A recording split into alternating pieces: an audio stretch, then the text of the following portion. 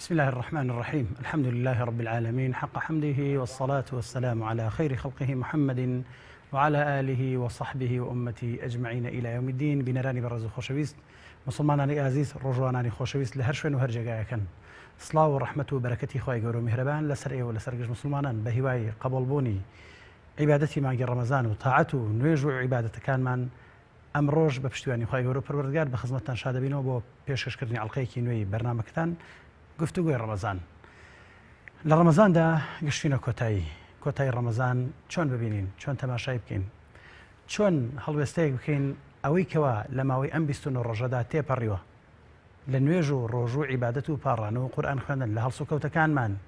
چ جۆرە ئیسفادەیەکمان لێ کردووە و بۆ داهاتوو چۆن پێشوازی لە داهاتوو بکەین، چۆن توێش و کۆ بکەینەوە تا ئاگەینە ڕەمەزانێکی تر،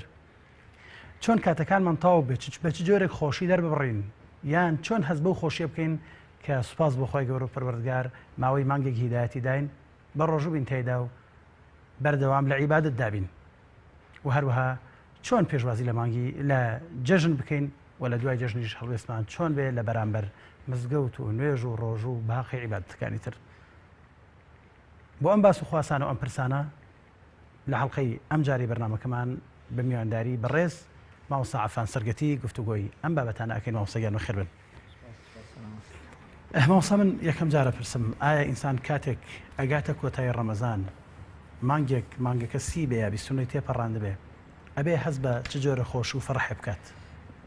بسم الله الحمد لله والصلاة والسلام على رسول الله وعلى آله وأصحابه أجمعين. سڵای خوای گەورە لە بینەرانی خۆشەویست لە هەرکێ بینەری ئێمن لە خوای گەورە دەخوازین کە ئەم ماوەی ڕەمەزان و تەراویح و شەو نوێژێ لێ وەرگرت بین. خاڵێک هەیە کە زۆر گرنگە ئاماژەی پێ بکەم، تەمان ببوورە ئێمە تەمەنمان بەجێی هێشتین، یعنی ڕەمەزان ئێمەی بەجێ نێشت، ئێمە ڕەمەزانمان بەجێ هێشت، چونکو ڕەمەزان 1435 ساڵۆک و خۆی وایە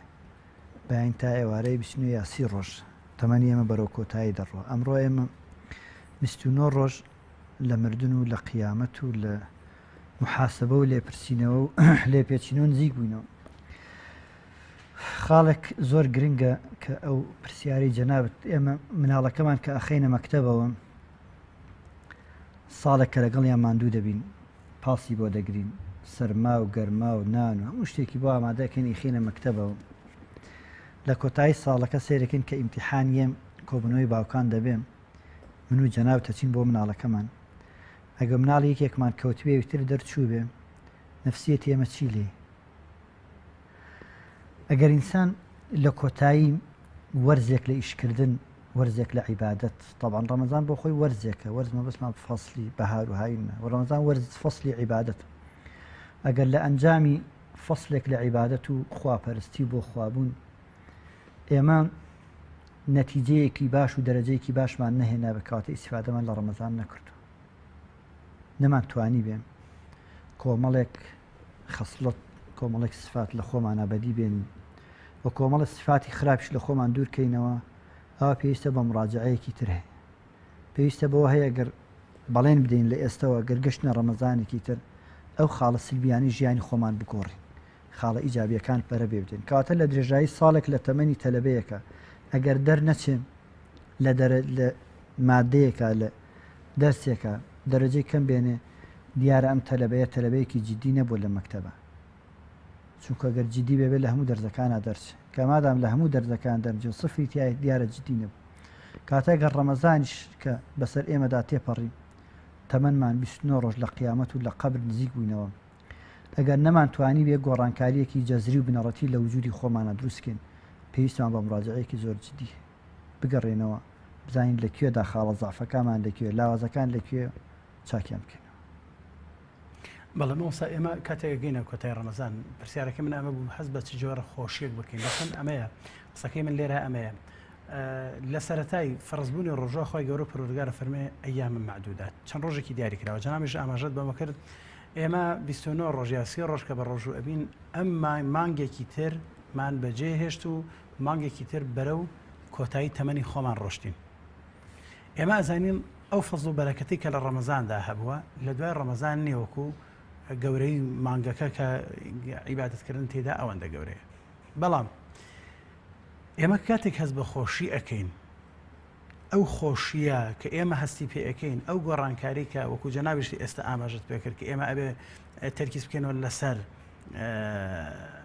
ئەوەی کە بزانین چ جۆرە گۆڕانکاریەکمان کردووە. بەڵام بۆ داهاتوو چۆن ئیستیقبالی داهاتوو بکەین؟ ئەوەی من کە ئەم ڕەمەزان شتێکم خوێن بێتەوە، هەموو جارێ ئەڵێم ئێستا ئێمە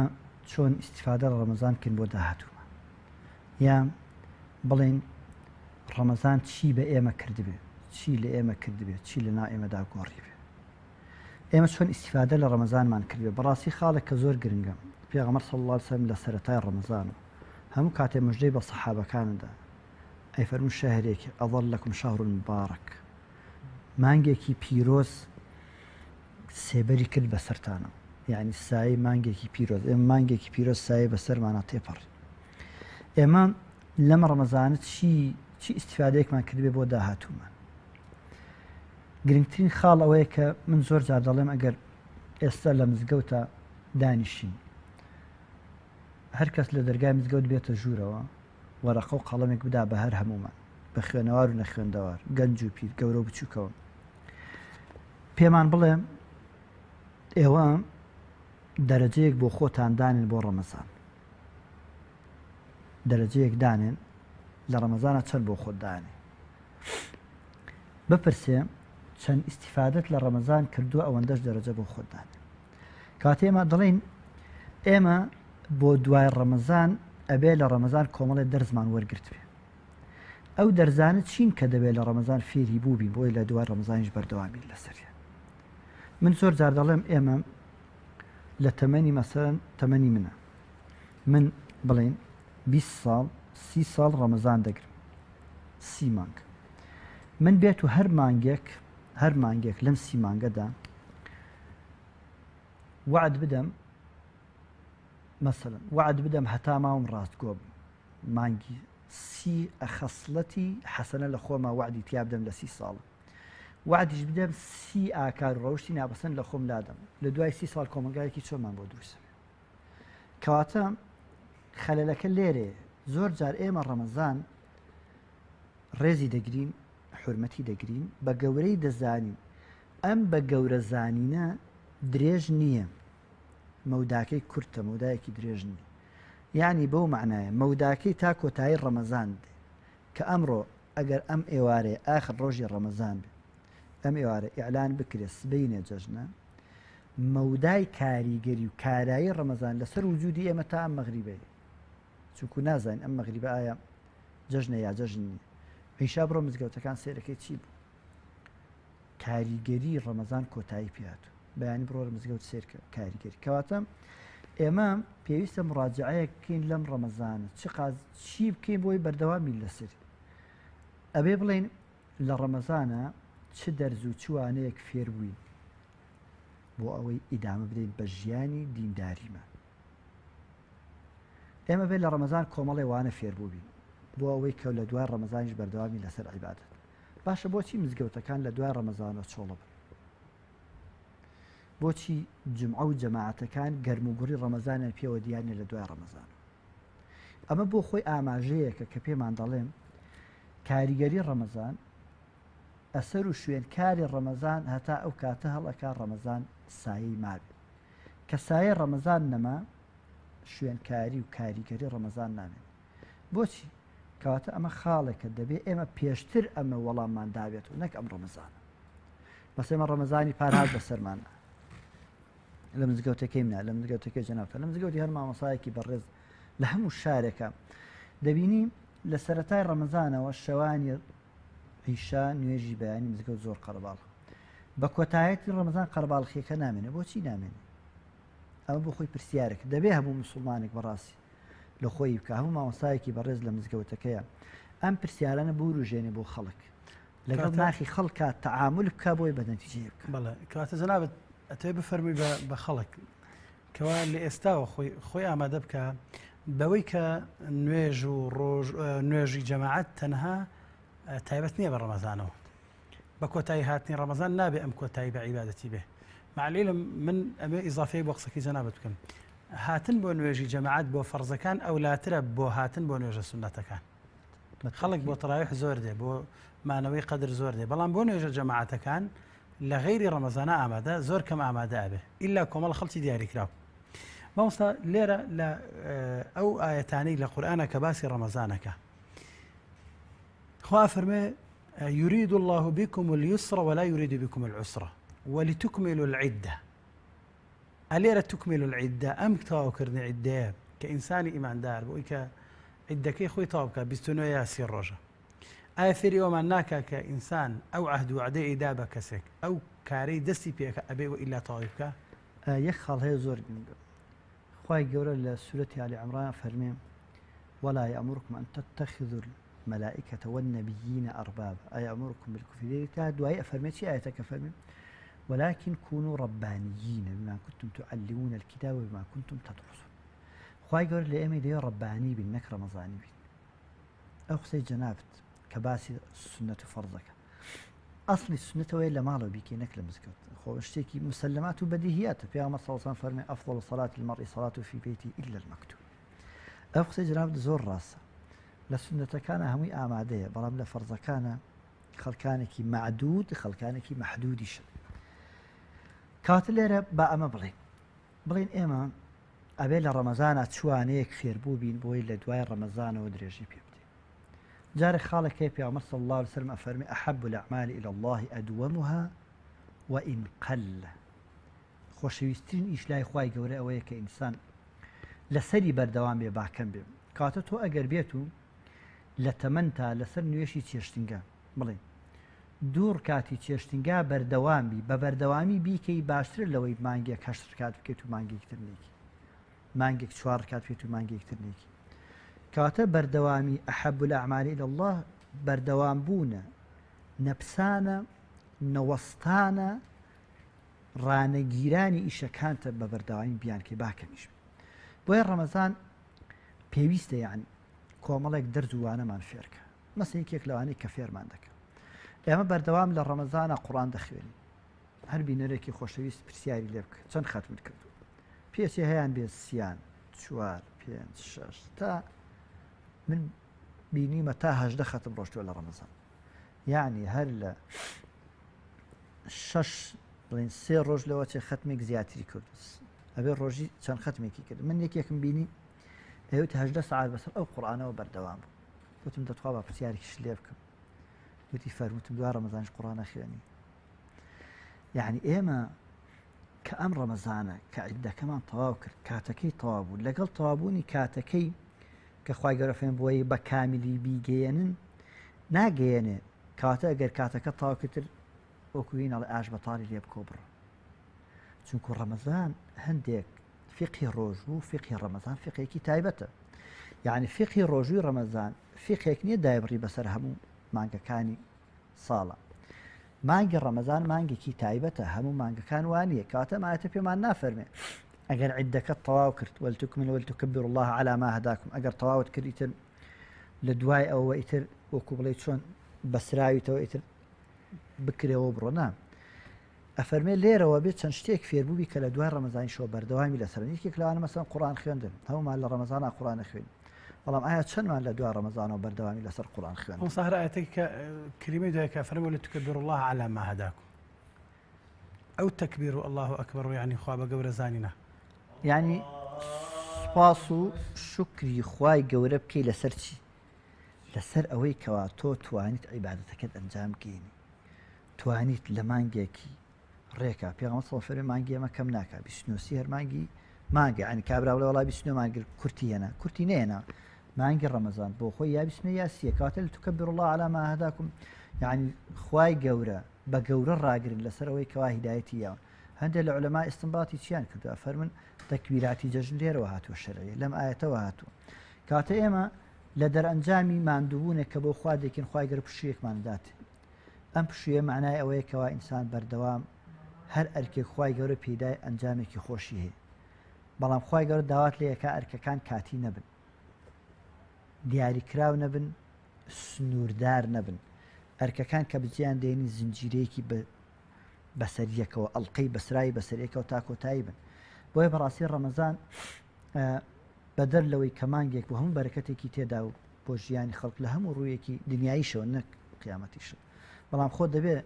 ڕەمەزان تا ڕەمەزان ئینسان گۆڕانکاریکی تێدا دروست بێت مۆسایشێک لەو شتە مهمانی کە لە ڕەمەزانە نیشتێکی بەدیهیە و هەموو کەسێک هەستی پێەکە ئەوەیە کە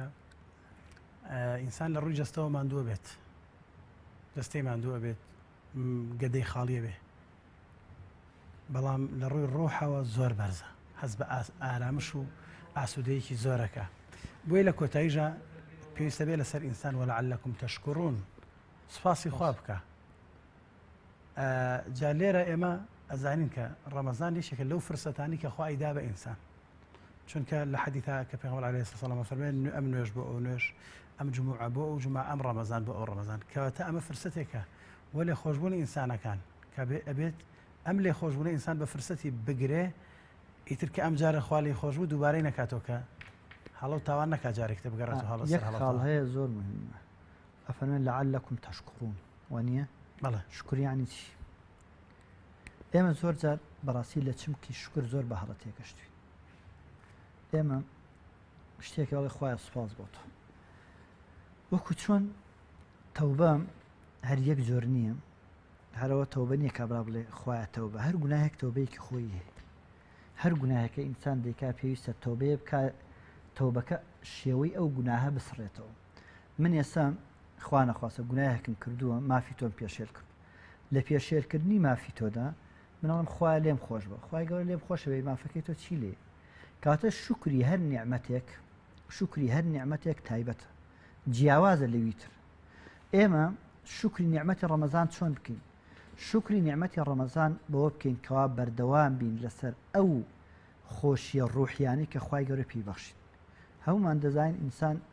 لە دوو ڕەهەندە لە دوو بوعدە بوعدێکی زەمینی بوعدێکی ئاسمانیە لە بوعدێکی خاکێ لە خاک دروست بوو بوعدێکی ئاسمانی ڕوحەکەیە ئینسان چەندە پێویستی بە بوعدە زەمینیەکەیە بۆ تێرکردنی ئەو غەریزانەی خوای گەورە پێی بەخشیوە یەکێک لەوانە غەریزەی برسیەتی کە ئینسان برسی بێ خواردنێ دەخوا ئەگەر ڕوحی برسی بوو چی بکە بۆیە خوای گەورە سوبحانە و تەعالە ئەم ڕەمەزانەی بڕیارداوە بۆ پڕکردنەوەی کەلێنێک کە لە ژیانی ئینسانە کەلێن و فەراغێکی نەفسی دروستە بێت دەرونی دروستە بێ ئەبەم ڕەمەزانە ئینسان دەتوانێت فەراغی و کەلێنی دەرونی پڕکاتەوە کەواتە ڕەمەزان کە مەعدەت برسی دەبێ هەست بە خەڵکێکی هەژار و نەدار و کەم دەرامەت دەکەی کە ئەوان پێ ئەسێ تۆ لە مانگێکە لە ساڵێکە یەک مانگ برسی دەبێ زۆر کەس هەر برسیشی نابێت بەڵام لە ساڵێکە یەک مانگ برسی دەبێت بزانە لە ساڵێکە 12 مانگ خەڵکەیە برسیە ئەوجا دوای خەڵکێکێت باسەکە ئەڵێ عیبادەت و بەندایەتی خوا زۆر بە لەزەتە زۆر بەتامە پێچێت تەستی پێ نەکەم ئەو تابوو لەزە بەڵام کە ئەچمە ڕەمەزانم بچمە واقعی ئەو عالەمەی کە ئەوی تیاژی کە باسی خۆشی ڕوحیەکانەکە بەتەکید میش هەست بەو لەزەتە ئەەکەم کاتێمە ئەگەر هات و لە ڕەمەزانە هەستمان بەو خۆشی ڕوحیە کرد هەستمان بە پڕکردنەوەی کەلێنی فەراغی ڕوحی خۆمان کردەوە بزانە لە دوای ڕەمەزان بەردەوام بووین دیارە ئیسفادەمان لێ کردوون بەڵام ئەگەر لە دوای ڕەمەزان لەگەڵ جەژنە کۆتاییمان پێهێناوە دیاری ئیسفادەمان لێ نەکردو بۆیە پێویستمان بە مراجعەیەکی جدی هەیە لە ژیانی خۆمانە ئێمە ئەو قسەی جەنابەت فعلەن ئینسان ئەگەر ئیسفادی لە شتێک نەکرد پێویستە مراجعەی خۆی بکاتەوە بەس ئەوەی کە مهمە لە دوای تەوابوونی ڕەمەزان لە یەکەم ڕۆژی جەژن کە کاتە کاڵین یەکەم ڕۆژی جەژن واتە کە ڕەمەزان تەوابوو یەکەم ڕۆژی شەوال جەژنە وەک چۆن بە ڕۆژووبوون لە ڕەمەزاندا عیبادەتە ڕۆژشکاندنیش لە یەکەم ڕۆژی شەوالدا دیسان عیبادەتە ڕۆژی جەژن یەک ڕۆژە تەنها یەکەم ڕۆژی شەوال جەژنە ئەوە کە لە ئێمە ئاڵەن یەکەم دووەم و سێم و ئانە شتێکی عرف و عادەتە بەڵام من قسەکەم لێرە ئەمێ بە ڕۆژووبوون بە ڕۆژوو نەبوون و خواردن و خۆبۆن خۆشکردن و ڕوو خۆش بوون لە ڕۆژی جەژنا عیبادەتە ئایا ئینسان ئەکرێ ڕۆژێک کە ڕۆژی عیبادەتە دیسان خۆشیەکان تێدا عیبادەتە خواردن تێدا عیبادەتە گاڵتەوگەپ و یاریکردنی شرعی تێدا عیبادەتە ئینسان ئەکرێ بە تاوان و گوناه ئەو ڕۆژە بەسەر بەرێ یەک شت هەیە زۆر مهمە ئەم دینێ ئێمە هەچی لە ژیانە پێویستت پێوێتیایەتی لێگەڕێ لەوەی کەوا من ناتوان ئەدای بکەم ناتوانم بیگێرم ئەوەی کەوا دین و دینداریە بیگێنم بە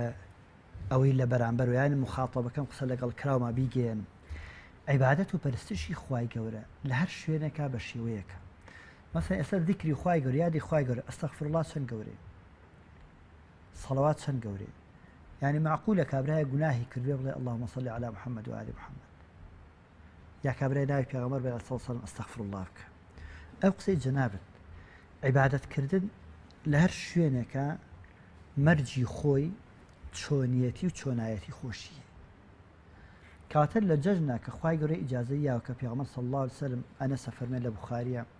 پێغەمبەر عەلەیهی سەلام هیجرەتی کرد بۆ مەدینە دوو جەژنمان هەبوو ئەڵێ خوای گەورە پێغەمبەر عەلەیهی سەلام فەرمی قد أبدلكم الله خيرا منهما عيد يوم الفطر ويوم الأضحى خوای گەورە بۆی گۆڕین بە چاکترین شت گۆڕینی جەژن ئەوەیە کەوا وەکو جەناب دەڵێ عیبادەتکردن لە جەژنە بریتێ لە دەربڕینی خۆشیەکی شەرعی حتا خۆشیەکەش پێغەمبەر عەلەیهی سەڵات وەسەلام شەرع بۆی دیاری کردوین چۆن خۆشی دەربڕین بەڵام بەداخەوە ئێمە لە سەرەتاوە کە لە چمکی ڕۆژوو تێنەگەشتوین سەقافەت و کولتوری دینیمان کولتورێکی لاواز و زەعیفە نازانین جەژنەکانیشمان چۆن بێ ئێمە پێمان وایە یعنی لا ئێمە پێی وایە جەژنکردن ینی چوون بە ئارەزوی خۆت هەرچیەکە یعنی وەکو بڵڵەبێت ئەگەرم تابیرە ڕاست بێت کابرایە کۆت کراوە نایان هیچ بکە نایان هیچ بڵێ کە لە ڕەمەزان بەربوو پێی وایە دەمی دەکرێتەوە دەستی دەکرێتەوە هەرچیەکە بیکا مەسموحە چونکو جەژن بە سوانیە چۆن عیبادەتەکان خوای گەورە دیاری کردو چۆن عیبادەتکە چۆن بە ڕۆژووی چۆن نوێشکە چۆن حەجکە چۆن زەکات چۆن عومرە چۆن تا ئاخر ئاواش پێ فەرمی جەژنەکانت چۆن بکەی لە جەژنا چۆن خۆشی دەربڕی چونکو هەموو شتێک سنووری خۆی هەیە لە هەموو دنیادا بگەڕێ هیچ شتێکمان نییە بێ سنوور بێ هیچ شتێکی بێ سنوورمان نییە لە ئازادی بڕۆ هەموو دنیا بگەڕێ ئازادی بێ سنوورمان نییە وڵات نییە سنووری نەبێ هەموو وڵاتێک سنووری هەیە هەموو شارێک بەلەدیە بۆ دانراوە لە بەرەوەی سنووری شارەکان چیاکاتە کاتە هەموو شتێک سنووری خۆی هەیە ئەم جەژن و شادیکردنە سنووری تایبەتی خۆی هەیە شەرع بۆی دیاری کردوین چی بکەین کە زۆر بەداخەوە ئێمە کە لە چمکی عیبادەتەکە نەگەشتوین لە چمکی جەژنەکەش تەڵەن بە هەڵەتەیەکێ کەسێک تەلەبەیەک کە لە مەکتەبە بە هەڵە فێربێ یەک و یەک پێ بڵێن ئەکاتە سێ لە ئیمتیحانە کە بۆی هاتەوە ئەنووسی ئەکاتە سێ چونکو لێرە بە هەڵە فێرکراوە دەرەنجامەکەشی هەڵە دەرەچ لەبەرەوەی بەڕاستی جەژنکردن معنای خۆشی دەربڕینە لەبەرەوەی بە هیچ شێوەیە دوو لایەنی هەیە لایەنی کێوەیە مەسەن خەڵکێک لە جەژنە نۆ جەژنە دەکرێت و یعنی زۆر هەڵەیە تۆ لە ڕۆژی جەژنا چی بۆ سەر قەبرە ئاخر جەژن یعنی خۆشی یعنی چی یەکسەر بچی بۆ سەر قەبرە معنای چی یعنی لەکوێوە خەڵک ئەم سەقافەتە سەقەتەی هێنا کە لە ڕۆژی جەژنا بچێ بۆ سەر قەبرە وەڵا کاکە لە ڕۆژی جەژنا یەکەم جەژنی کەسێکمان مردووە یەکەم جەژنێتی نۆ جەژنێتی هیچ کەس ئاگر نەکات لەکوێ ئەمە تێنە ئەمە شتێکی هەڵەتە فەرهەنگ و سەقافەتێکی سەقەتە لەو لاشۆ ئەو خەڵکی کەوا لە جەژنە تێکەڵایی دروستە بێ ناشەرعی دەکرێت یا مەسەڵ زۆر جار ئیسراف و زیادە ڕێیەکە لە هەردوو لاکەوە شەرع پێی مەرفوزە شەرع دەفەرمێ جەژن خۆشی و شادیەک دەبڕن کە لایق بێ بە عیبادەتەکەی کە کردوتانە چونکو هەردوو جەژنەکان معلومی جەنابتە لە دوای چیەن لە دوای عیبادەت و پەرستشیەن کاتە تۆ بێت جەژنێک بێ ئەم جەژنە کاڵاکەی بە باڵای عیبادەتەکە بخۆ نەک جەژنێک بێ مخالفەی عیبادەتەکە ئێستا تۆ لەکە عیبادەت بەندایەتی خواکانی خوای گەورە من بەڵێنم داوە ئیطاع و سەمع و طاعەم بۆ تۆی دەی لە شەرع جایز نیە نۆمینە نۆ جەژنی مردوو بگرت لە شەرع جایز نیە لە جەژنا بچی بۆ سەر قەبر کاتە لێرە عیبادەتەکەت بەهەڵە کرد لە عیبادەتەکە فێری ئەوە دەبی کەوا بێ ئەمری خوا نەکەی مخالفەی شەرعی خوا نەکەی دەی لە جەژنەکەتا کە تێکەڵایی دروستە بێ کە بێ ئەمری خوا دروستە بێ کەواتە لێرەوە شتەکە بە سەقەت هاتووە بۆیە نەتیجەکەشی بە سەقەت دەرەچێت يعني گوناه و تاوان لە جەژنە هەرچوو بەسەر گۆڕستانیە لە ئەسڵی جەژنە پیرۆزەکانیژە ئەو اختیلاات و تێکەڵاوی دروست ئەبێت لە نێوانی پیاوان و ئافرەتان گرفتەکە لە هەردوو لایە وەنیە بەڵێ گرفتەکە لێرەوە کە کابرا ئەڕوا سەقەتێکەوەیە کە جەژنەکەی تێکەدا چێ بۆ سەر قەبران لێرەشە چیەکە ئاوکو عەرزم کردی کۆت کراوە دەکرێتەوە ئیتر هەموو شتێک بە چیە زانێ هەموو شتێک بە مەسموح حەزان تێکەڵاوی و تەوقەکردن و گەڕان و خۆگۆڕین و بەوج لە ناشرعیانێکەوە هەیە زۆر ئاساییشە بەلایەوە لە ئەسڵا خۆگۆڕین و جەژنە پیرۆزە شتێکە ئەسڵی شتەکە الأصل سنة بەڵێ والكيفية ذنب أو إثم أو جناح واضح بەڵێ کەواتە ئێمە ئەتوانین بڵین لە کۆتایی بەرنامەکەیە ڕەمەزان ئەو دەرفەتە بوو کە خۆی گەورە و پەروەردگار داوی بە ئینسانەکان بۆ لێ خۆش بوون کە بتوانن خوا لە خۆیان ڕازی بکەن خۆشبەختی بە حاڵی ئەو کەسەش کە ئەتوانێ لە ڕەمەزانە خۆی گەورە و پەروەردگار لە خۆی خۆی پەروەردگاری لە خۆی ڕازی کردبێ لە سەرەتای جەژنیژە هەر علامەتی الله ئەکبەرەکە نیشانەی سەرکەوتنە و نیشانەی شکرانە بژێری خۆی گەورە پەروەردگار من کات ما بێ کاتان زۆر کەمەوە حەزەکەم بە کورتی لە ئاخیرا بفەرمووی یەکشت بڵێ من دەڵێم بەوەی کە چاوی لە ئێمەیە گوێ لە دەنگی ئێمە ئەمە یەک سەریع یەکشت بڵێم ئەڵێم لە ڕەمەزانە ئەبێ کۆمەڵێ وانە فێربووبی ئەگەر لە دوای ڕەمەزانەوە بەردەوامین ئیسیفادەمان لە ڕەمەزانەکە کردو یەکەم وانە فێری ئیخلاص بین چونکو من بە ڕۆژوو کەس نازانێت بە ڕۆژ ئەتوانم لە پشت پەردەوە ڕۆژۆکەم بشکێن کەسیش پێم نەزان کاتە ڕۆژۆکە ئیخلاص و بۆ خوای بە فێری ئیخلاص بووبین دووەم ئێمە لە ڕەمەزان بەردەوام جەماعەتمان کردووە 5 فەرزە هاتووە و جەناوت بۆ سنەتەکە خەڵک زۆر بە جدی هاتووە کاتە ئەگەر لە دوای ڕەمەزان لە جەماعەت بەردەوامینەوە بزانین دووەم ئیسیفادەشمان لە ڕەمەزان کردو سێم ڕەمەزان بەردەوام قورئانمان خوێندووە ئەگەر لە دوای ڕەمەزانیشەوە بەردەوام بوون من ناڵێم دوای ڕەمەزانی دانیشی دەستکە بە قورئان خوێندن بەڵام نا بەرنامەیەک دانین لە 5 فەرزە لە دوای پێش یا دوای هەر فەرزێک 5 دقیقە قورئان بخوێن ئەمە کاتە 25 دقیقە 25 دقیقە کەسێکی شارەزار لە قورئان یەک جوز ئەخوێنێ کاتە بە درێژایی مانگ ساڵەکە تۆ چەند ختمەکەی بێجگە لە ڕەمەزان 11 ختمەکەی کاتە گەر لە قورئان خوێندنەکە بەردەوام بووی ئەوە دیار ئیسفادە لێکرد زۆر بەداخەوە زۆر ماڵ هەیە زۆر مزگەوت هەیە نەک ماڵ هەر مزگەوت هەیە قورئانەکان بڕۆ ئاوا بکە بزان چەند تۆزی پێوەی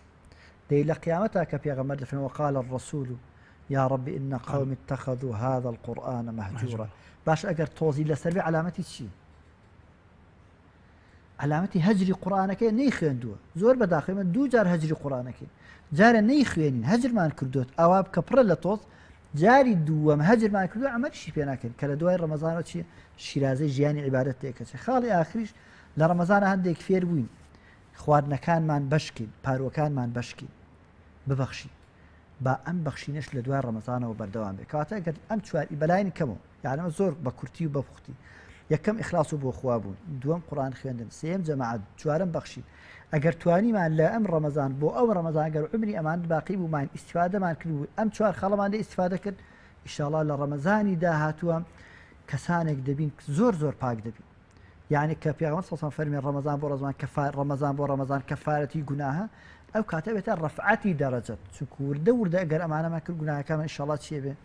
هەڵدەوەرد کوتەی مامۆستاگیان زۆر سپاس مادومان کردی بەو هیوایی کە توانی بتمان ئەم ڕەمەزانە خۆی گەورە پەروەردگار لێمان ڕازی بووێ و ئینشاءڵڵا جەژنیش بەخۆشی بێ بەسەرماندا هەرچەند نازانین ئایا سبەینە جەژنیان جەژنیە بەڵام ئەگەر هاتو جەژن بوو ئینشاءڵڵا بە تەکبیری الله ئەکبەرەکان بە